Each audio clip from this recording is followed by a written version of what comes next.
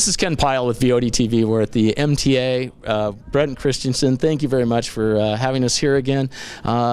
Lot to look forward to here the next couple days, and what is on top of your mind, things we should be looking at. We've got some really cool stuff that we're doing this year. I think probably the one that jumps out at me at first is our mobile app, and we have Pinnacle Publishing, or Pinnacle has sponsoring our app for the first time, and a lot of positive feedback on it already.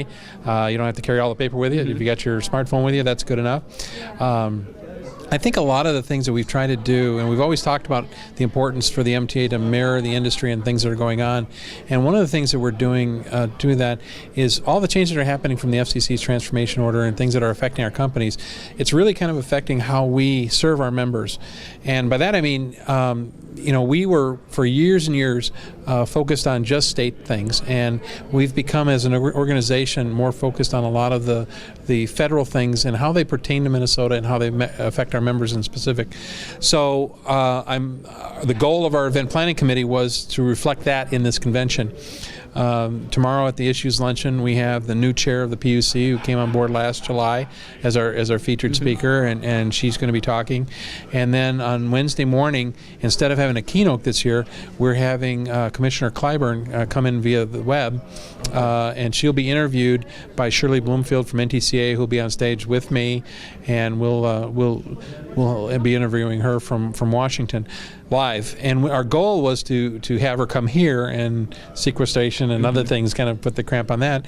But like Shirley said, we need to practice what we're preaching. So we're using broadband. That's great. Well, and, speaking of Shirley and NTCA, I noticed that they had one of the early workshops here for their directors. Yeah, this was a new experiment this year. One of the things that we're working on with NTCA, as a lot of other state associations, are ways that we can partner to benefit our mutual members. And this was the first one of its kind. We tried it here with this convention, and it was a training for NTCA directors.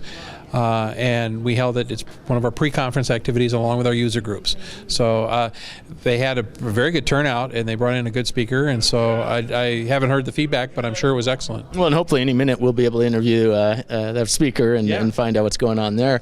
Now, one of the things, from the federal standpoint, a lot of uncertainty with the order, but it seems like one thing that is certain is your members are looking for new ways to generate revenue. It seems to have been a common theme, and you just wrote a piece on economic development.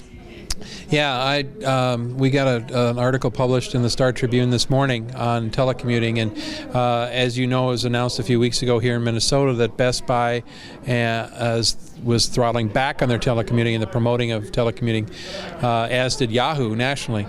And we felt it was very important to get the word out that they may be making those decisions, but we don't necessarily agree with those, and we think that telecommuting certainly has its place. There are some businesses where it doesn't make sense. There are some employees it doesn't make sense, but in a lot of cases it does, and telecommuting is vital to rural economic development. If we're going to make our small towns grow, we need telecommuting.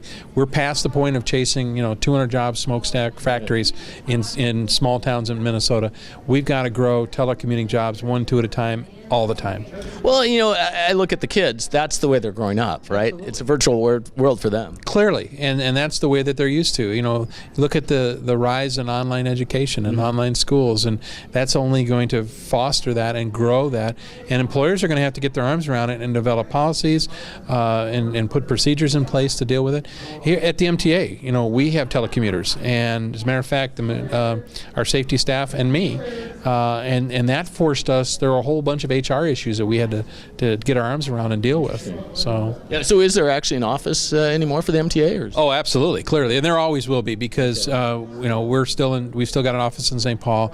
Legislative and regulatory advocacy is still a major part of what we do, and we have our event planning staff, our member services. People have to get together for meetings. Those things will always happen at the MTA office, but it's also important that we're out in the field and that we're out and about. And for the safety guys, it doesn't make sense for them to report to St. Paul when their office is the state of Minnesota and Iowa and South Dakota and Wisconsin. Well, and I think that's the credibility you bring to this, and the staff, is that you've been on the front line. You're part of the culture of the running a telephone company and cable company, right? Well, it's funny that you say that, because, and I've told this story many times, right after I came to work at the MTA, I just I didn't know about association management and how to do that. And so I sat the staff down and said, gang, I don't know how to run an association, but I do know how to run a telephone company. So we're running the MTA like a telephone company.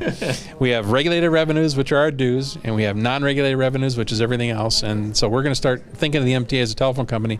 It's taken a while. They've gotten their arms around it, and it seems to be working. Excellent. Well, it's always one of my favorite shows. I really appreciate being here and appreciate being on the Hotel Channel with you guys. And thank you very much. It's been a long-standing partnership, and we're glad to have you back. Great. Well, thanks. All right.